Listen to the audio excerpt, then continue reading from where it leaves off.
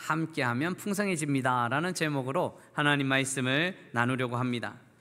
여러분, 질병은 외로움을 좋아한다라는 연구 결과가 나왔다고 합니다. 질병은 외로운 자들을 찾아간다는 거죠.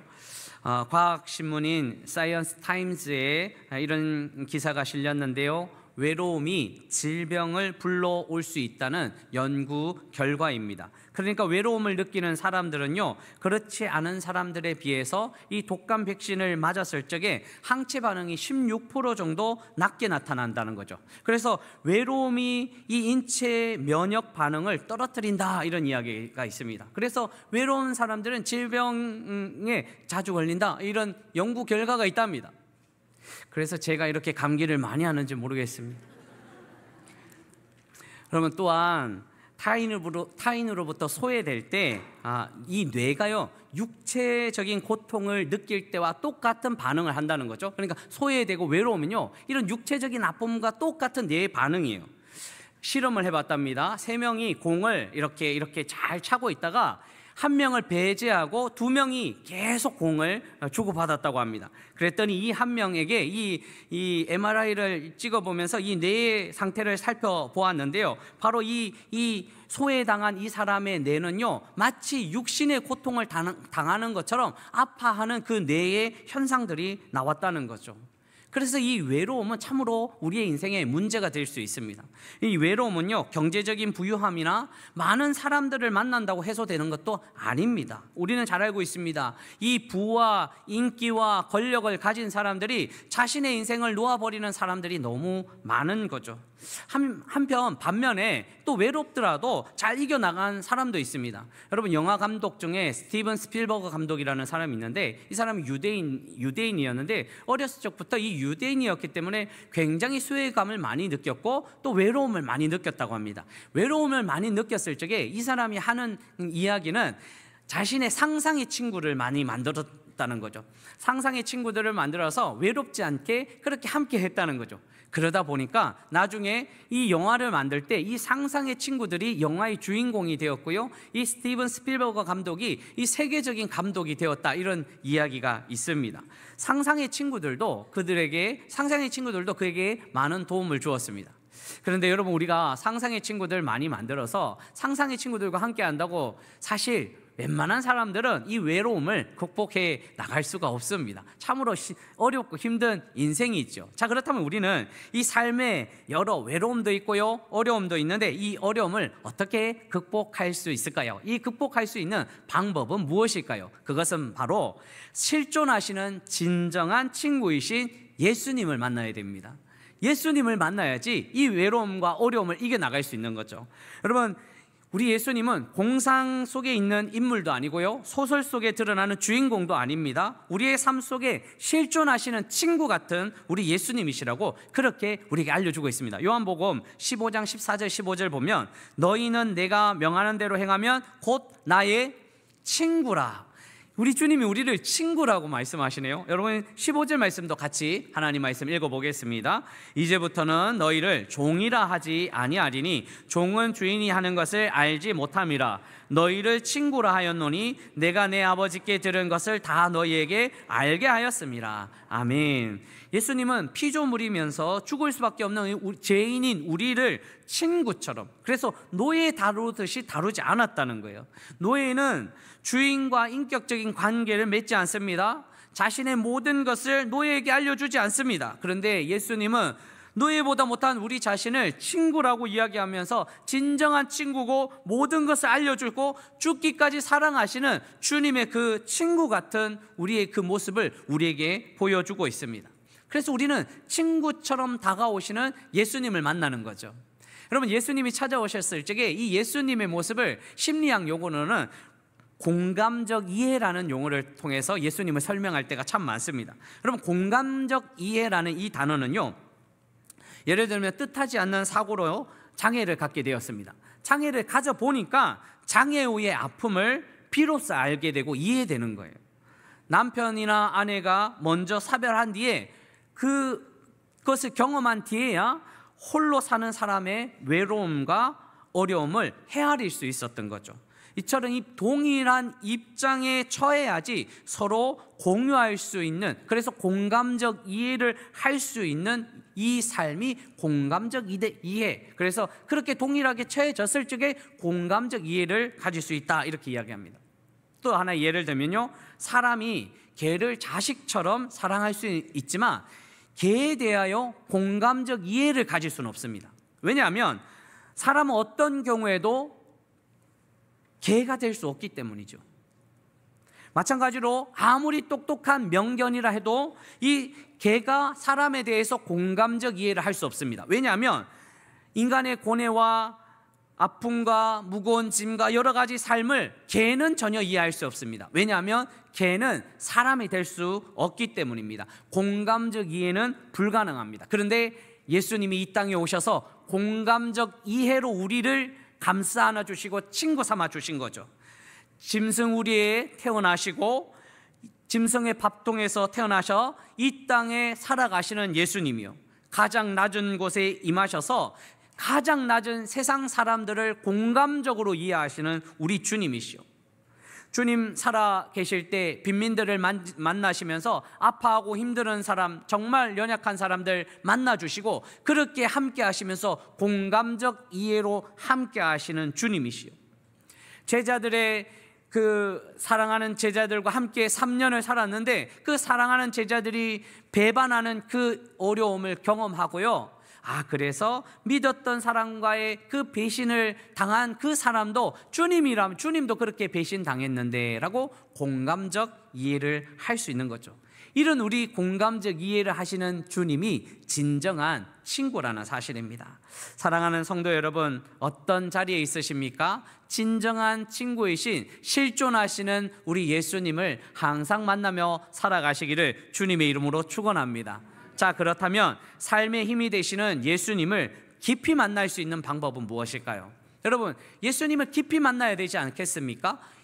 존재하시기는 존재하신데 만나지 않으면 힘이 되지 않잖아요. 그래서 예수님을 깊이 만나는 방법이 있습니다. 그것은 바로 함께하면 좋으신 예수님을 풍성하게 만날 수 있습니다.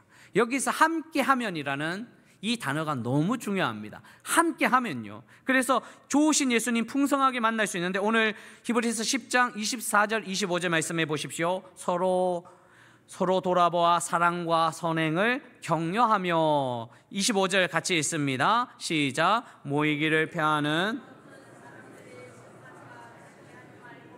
오직 권하여 그날이 가까움을 볼수록 더욱 그리하자. 아멘. 모이기를 패하는 어떤 사람들의 모습을요, 습관이라고 표현하네요. 여기서 습관이라는 단어를 한번 생각해 보십시오. 습관이 어떻게 만들어지냐면요, 어떤 사람이 무의식 중에 계속 반복하다 보니까 그냥 몸에 딱 배어버린 거예요. 굳어져 버린 거예요. 그래서 모이기를 패하는 것도 습관이라는 거예요. 나쁜 습관이 만들어졌어요. 잘못된 신앙 습관이 만들어진 거죠. 원래 그렇지는 않았는데, 그런데 자꾸 여러 가지 상황 가운데 그렇게 살아가다 보니 습관이 되어버린 거예요. 몸이 굳어버린 이 잘못된 습관이요, 모임 안 하는 잘못된 습관도 있고요, 모이기에 힘쓰지 않는 그런 습관도 있다는 거죠. 이것이 습관이라는 거죠. 반면에 모이기를 좋아하는 좋은 습관도 있습니다. 힘들고 어려워도 예배 자리에 나오고요, 좋은 신앙의 사람들과 함께 교제하면서 예수님을 풍성하게 만나는 거죠. 그래서 홀로 신앙생활하는 것이 아니라 만나면서 함께 신앙생활하는 것이 너무 중요합니다. 여러분, 부흥사 중에 D.L. 무디 목사님이라는 분이 계셨는데 이 목사님은 사람을 만날 때마다 교회로 초청하는 거예요. 그런데 하루는 정말 유명한 인사를 만났습니다. 그분에게 교회에 좀 오셔서 같이 신앙생활하면 참 좋겠습니다 라고 이야기했습니다. 그랬더니 그분이 목사님에게, D.L. 무디 목사님에게, 목사님, 제가 하나님을 사랑하고요, 하나님을 잘 알고 하나님 믿습니다. 그러니까 걱정하지 마세요, 이렇게 이야기했다는 거예요. 그때 D.L. 무디 목사님이 교회를 나오지 않는데 하나님을 믿는다고? 문제인데, 그런 생각이 들면서 갑자기 그 몸을 움직이고 나서 이 벽난로에 있는 이 활활 타는 나무 장작들을 이렇게 보고 나서 이 나무 장작들을 하나씩 꺼내기 시작했습니다. 여러분, 그렇게 나무 장작들을 하나씩 빼기 시작하니까 이 이 밖으로 나온 이 나무 장작들, 잘 타던 나무 장작들이 하나하나 다 빼놓으니까, 다 흩어놓으니까 이 불이 점점 사그러지는 거예요. 그리고 그때 이 D.L. 무디 목사님이 이런 이야기했습니다. 선생님, 이것이 함께 신앙생활 해야 하는 이유입니다. 왜냐하면 우리가 함께 하지 아니하면 신앙의 열기가 타오를 수 없기 때문입니다. 혼자 신앙생활 하는 것이 아무리 잘하는 것 같지만 한계가 있기 마련입니다. 이렇게 이야기했다고 합니다. 여러분, 특별히 우리는 교회는 나오지만 함께 하는 것 어려워하는 분들 많이 있습니다. 저도 이해가 많이 됩니다. 왜냐하면 힘든 거 싫고, 또 어려운 관계 맺기 어렵고, 또 바쁜 시간 같이 모여서 또 같이 교제하는 거 쉽지 않습니다. 요즘 사회는 더 그렇게 이야기하죠. 개인적인 생활이 너무 뚜렷하게 나오기 때문이죠. 성격상 혼자 있는 거 더 좋아하는 사람도 많습니다. 또 신앙생활 같이 하다 보면 상처받는 거 싫다는 거예요. 그리고 또 교회는 절대 깊이 들어가면 안 된다, 가운데 가장자리에 있어야 된다, 뭐 이렇게 이야기하는 사람들이 많기 때문에 그렇게 경계심을 가지고 살아간다는 거예요. 그래서 가만두라는 거예요. 여러분, 그런데 왜 성경에서도 그렇고 계속적으로 이렇게 함께 하는 것을 강조할까요? 왜 함께 해야 되는을 강조하고 있을까요? 그것은 바로 함께 해야 할 이유가 있기 때문입니다. 함께하면 풍성하고요, 함께하면 남이 보지 못하는 것을 보게 하는 거죠. 여러분, 예수님을 함께 봐야지 예수님을, 온전하신 예수님을 볼 수 있는 거예요. 내 혼자 보면 쉽지 않은 거예요. 예를 들면 차를 운전하는 사람들이 이 뒤에 후미등이 꺼졌는지 깨졌는지 알지 못하잖아요. 가끔 제가 이렇게 운전하다 보면 밤에 보면 후미등이 꺼져 있어요. 제가 가서 이렇게 불을 번쩍번쩍 하고 해도 뭐 알지 못하죠. 그것을 알려줘야 되는 거죠. 당신 후미등이 지금 깨졌으니까 굉장히 위험합니다. 알려줘야 되는 거죠. 여러분, 누군가 잘못된 일이 있으면 서로 알려줘야 되잖아요. 제가 오늘 이 자리에 섰을 때 여러분, 제 넥타이가 이렇게 삐뚤어져 있으면 여러분, 누군가 이야기해 주지 않겠습니까? 목사님, 넥타이가 삐뚤어졌습니다. 이야기해 주지 않겠습니까? 이야기해 주는 거죠. 함께 보는 거죠. 제 이빨에 고춧가루가 꼈으면 어떻게 합니까? 모른 척 하실 겁니까? 알려주는 거죠. 함께 보는 거죠. 여러분, 신앙생활은 마치 함께 하는 것은 이런 일들입니다. 주님을 바라보는데요, 예수님을 풍성하게 만나기 위해서는 함께 바라볼 수 있어야 되는 거죠. 지치고 힘들 때 당신은 어떻게 했어요? 라고 질문한다면, 나는 힘들 때 주님이 이렇게 다가와 주셨어요 라고 이야기하는 그 이야기를 듣고 주님께 다시 매달릴 수 있지 않겠습니까? 기쁘고 감사할 때는 어떻게 신앙생활 했습니까? 세상의 염려 속에서는 어떻게 신앙생활 했습니까? 어떻게 예수님을 만났습니까? 질문할 때 서로 다른 예수님을 만났던 시기와 시간과 방법은 다를지라도 하나하나 그 이야기를 통해서 예수님을 깊이 만날 수 있었지 않습니까? 슬플 때도 기쁠 때도 언제든지 주님 찾아오시는 그 주님을 함께 이야기하면서 예수님을 풍성하게 만날 수 있지 않았습니까? 사랑하는 성도 여러분, 함께 함으로 좋으신 예수님을 풍성히 만나며 살아가시기를 주님의 이름으로 축원합니다. 자, 그렇다면 함께하면 풍성해지는 유익이 있습니다. 이 함께할 때, 이 예수님과 함께하면서 이 풍성해지는 유익은 바로 무엇일까? 두 가지로만 살펴보려고 합니다. 첫 번째, 함께하면 예수님이 원하시는 교회가 될 수 있습니다. 따라해 볼까요? 함께하면 예수님이 원하시는 교회가 될 수 있습니다. 여러분, 오늘 히브리서 10장 24절 25절 보십시오. 서로 돌아보아 사랑과 선행을 격려하며. 여러분, 25절 다시 한번 읽어볼까요? 시작. 모이기를 피하는 어떤 사람들의 오직 권하여 그날이 가까움을 볼수록 더욱 그리하자. 아멘. 모이기를 피하는 어떤 사람들의 습관처럼 하지 말고 모이기에 힘쓰라라고 이야기하는 거잖아요. 그런데 이 모임이라는 단어가 굉장히 중요합니다. 예수님께서 마태복음 16장 18절에 가이사랴 빌립보에서 베드로에게 질문하십니다. 제자들에게 질문하십니다. 사람들이 나를 누구라 하느냐? 그럼 너희들은 나를 누구라 하느냐고 묻습니다. 그때 베드로가 아름다운 신앙 고백합니다. 주는 그리스도시요 살아계신 하나님의 아들이시니이다. 이렇게 고백하죠. 주님이 기뻐하시면서 그 베드로의 신앙 고백 위에 교회를 세우시겠다고 이야기합니다. 그래서 교회의 정체성을 우리는 잘 알 수 있습니다. 여기서 교회라는 단어를 주님께서는 에클레시아라는 단어를 썼습니다. 에클레시아라는 이 단어는요, 성도의 모임이랍니다. 그러니까 성도들의 모임이요, 교회는 모임이라는 거예요. 교회는 한 사람 한 사람을 그냥 때로 때리는 것이 아니라 같이 모여서 함께하는 것이 이 교회의 정체성이라는 거죠. 이 교회의 정체성을 잘 아는 히브리서 기자가 오늘 25절에 모이기를 패하는 어떤 사람들의 습관과 같이 하지 말고 오직 권하여 그날이 가까움을 볼수록 더욱 그리하자. 함께 모여서 함께 권하여서 함께 모임으로 인해서 하나님께 영광 올려드리고 신앙생활을 하자. 교회다운 교회 세우자.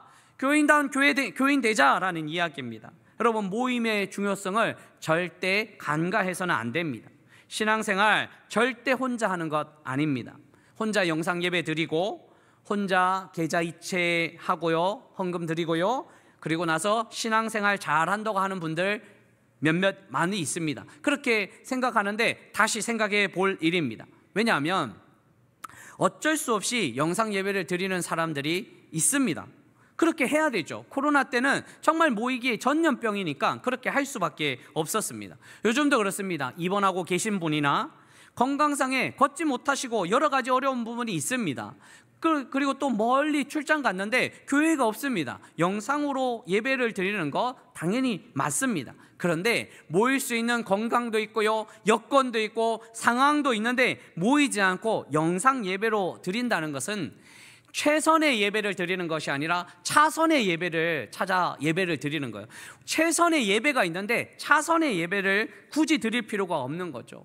주님이 원하시는 것은 모여서 함께 예배하고 교제하기를 원하시는 거죠.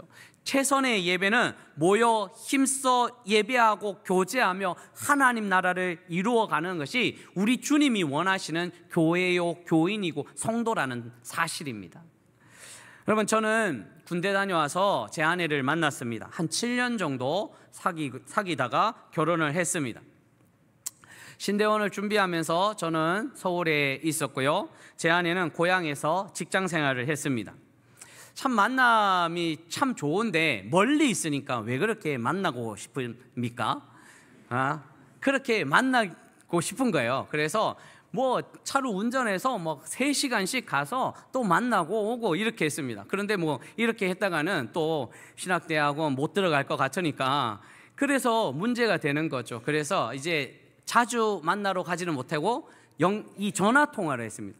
근데 그 당시에 보니까 이 가족끼리 맺어주는 이 무료 전화 요금제가 있더라고요. 그러니까 몇몇 지정해가지고 그 사람만, 부모님하고도 안 하고 아니야 그 여자친구하고 이 24시간 해도 공짜 요금제를 쓴 거예요. 여러분, 얼마나 저를 위해서 만든 요금제입니까? 기쁨으로 이 전화 통화를 했습니다. 이 전화기가요, 뜨거워서 불이 나는 줄 알았어요. 얼마나 뜨겁던지요. 그래서 나중에는 이게 손잡지 않고 이렇게 얼굴에 대고 전화 통화 계속 했어요. 무슨 할 말이 그렇게 많은지. 그렇게 오랫동안 통화를 하다가 이제 제 아내가 서울에서 직장 생활을 하게 됐습니다. 얼마나 기쁘던지요. 만나서 함께 데이트하니까 얼마나 좋은가요. 그래서 만나는 것이 그렇게 좋았습니다.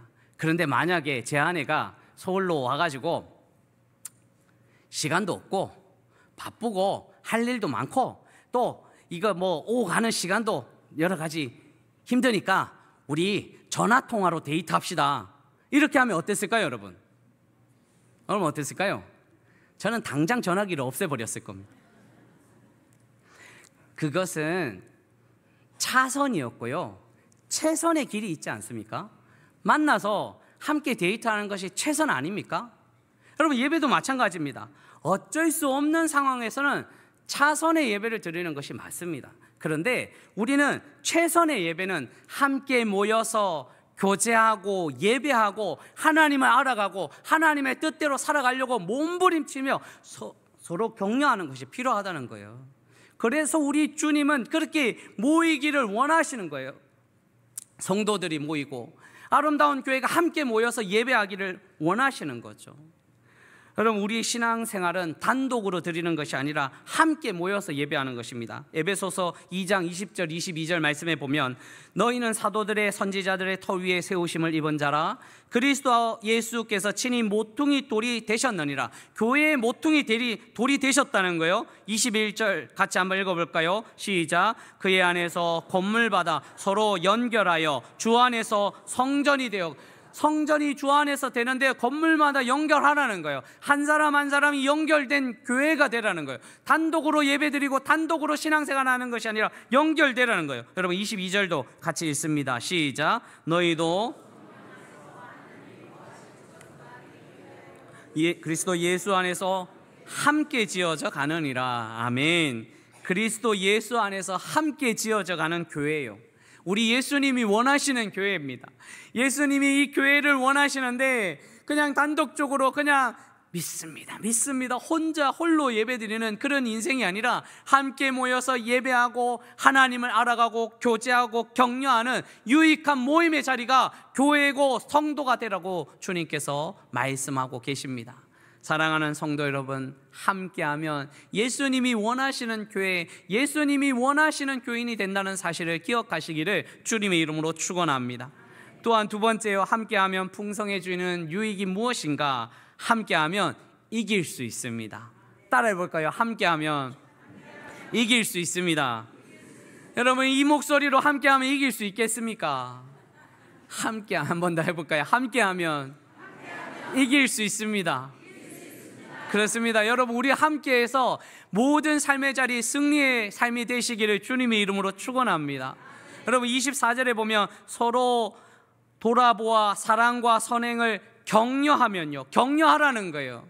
격려하라는 거예요. 격려해야지 이겨낼 수 있어요. 25절도요, 여러분 한 번 더 같이 읽습니다. 모이기를 폐하는 어떤 사람들의 습관과 같이 하지 말고 오직 권하여 그날이 가까움을 볼수록 더욱 그리하자. 아멘. 오직 권하여서 함께 모이자고 함께 하자고 권하는 거예요.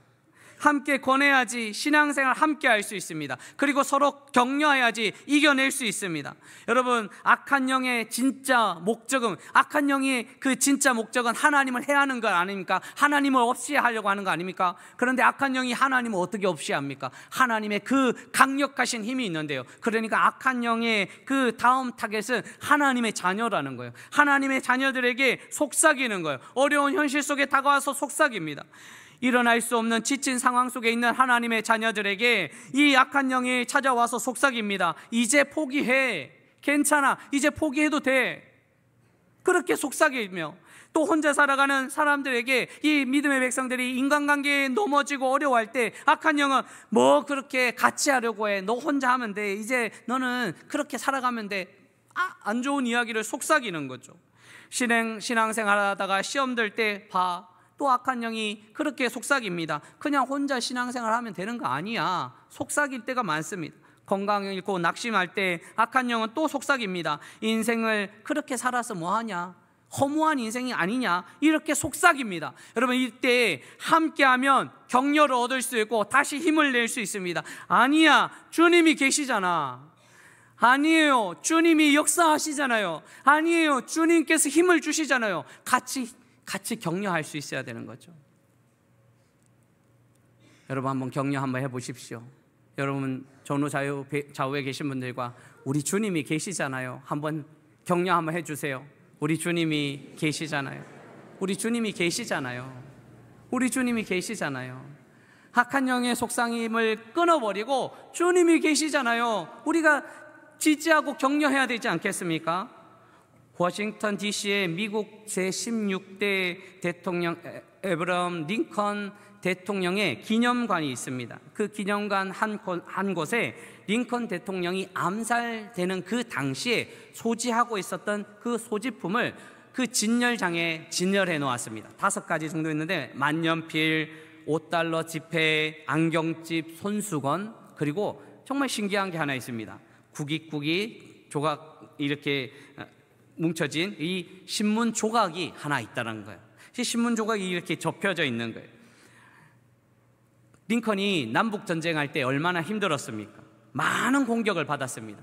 어려운 상황이 있었습니다. 그런데 이 링컨에 대해서 어떤 신문 기자가 신문에 이런 이야기를 써놨어요. 링컨이야말로 이 시대가 낳은 위대한 지도자다, 이 말을 써놨는데 이 대통령이 그것을 하나 오려가지고 주머니에 넣고 다녔다는 거예요.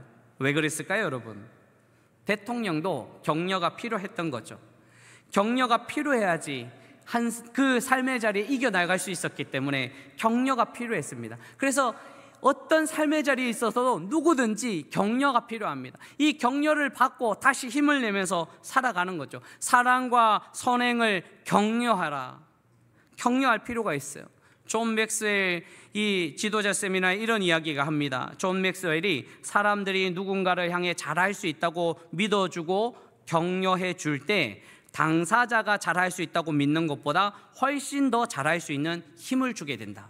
무슨 말입니까? 내가 잘할 수 있어, 잘할 수 있어, 잘할 수 있어 아무리 해도 옆에서 너 잘할 수 있어 라고 격려하면 훨씬 큰 힘이 된다는 거예요. 여러분, 그래서 우리는 격려해 주는 거예요. 함께 하면서 일어나게 해 주시는 거예요. 그래서 타인이 나를 격려할 때 파워가 생기는 거죠. 함께 할 때 이겨나갈 수 있습니다. 사랑하는 성도 여러분, 함께함으로 인해서 모든 삶을 이겨나가시기를 주님의 이름으로 축원합니다. 여러분, 우리 도성교회 성도님이라면 순모임에 꼭 참여하여 주시면 좋겠습니다. 3월부터 시작하는데요, 1월부터 2월까지 이제 순모임을 잘 준비하고 있습니다. 시행착오도 있을 거고 어려움도 있을 거예요. 수십 년 동안, 아니 우리 교회 전체가 구역 모임을 했는데 이제 순모임으로 변경된다니요. 작은 소모임이 되어서 서로 격려하려고 이 소모임을 준비하고 있는 거예요. 왜 그럴까요, 여러분?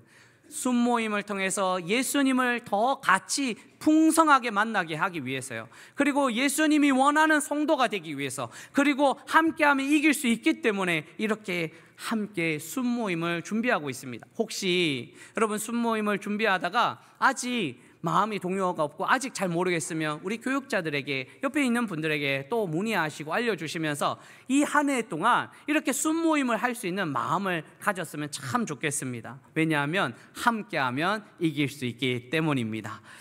이제 말씀을 맺으려고 합니다. 안순애 씨의 그 바보 되어주기라는 책이 있는데요, 바보 되어주기 책에 볼펜과 몽땅 연필이 나누는 대화가 있습니다. 제가 그 책을 그대로 한번 읽어드리겠습니다. 볼펜과 몽땅 연필이 나누는 대화입니다. 약이 달아 못 쓰게 된 볼펜이 긴 한숨을 내쉬며 말했다. 이제는 아무도 날 거들떠보지도 않는군. 옆에서 지켜보던 몽땅 연필도 힘이 없이 중얼거렸다. 나도 한때는 열심히 쓰였는데. 정말이지 둘은 아무 쓸모없는 천덕꾸러기가 된 것처럼 보였다. 둘은 등을 돌린 채 말없이 하늘만 쳐다보고 있었다. 문득 슬픔이 밀려왔다. 그때였다. 누군가 오더니 볼펜 머리를 돌리고 볼펜에 힘을 빼더니 그곳에 몽땅 연필을 끼웠다. 이제 그들은 하나가 된 것이다. 이제 잘 써지지. 이제 잘 써지지. 여러분, 하나님이 우리 교회 공동체를 이렇게 만들어 주시지 않으셨을까요? 누군가는 약이 다른 볼펜처럼, 누군가는 열심히 쓰였던 몽땅 연필처럼 그렇게 열심히 달려왔는데, 그리고 또 열심히 달려가고 있는데 세상에 치여서 낙심되고 어려운 인생길을 살아가다가 한숨 나는 인생처럼 느껴질 때가 참 많이 있습니다. 그런데 힘들고 어려울 때 함께하면 풍성해지게 하시는 하나님의 놀라운 계획과 은혜가 있다는 사실입니다.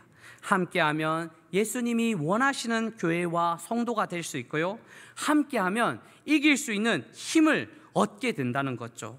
우리와 함께 예수님 안에 이렇게 함께할 수 있는 힘을 주시니 우리는 다시 이 아름다운 믿음의 공동체를 만들어서 어떤 삶의 자리에서도 주님이 원하시는 교회와 성도가 되시고, 어떤 삶의 자리에서도 함께 힘을 내어 승리하는 믿음의 백성들이 되시기를 주님의 이름으로 축원합니다.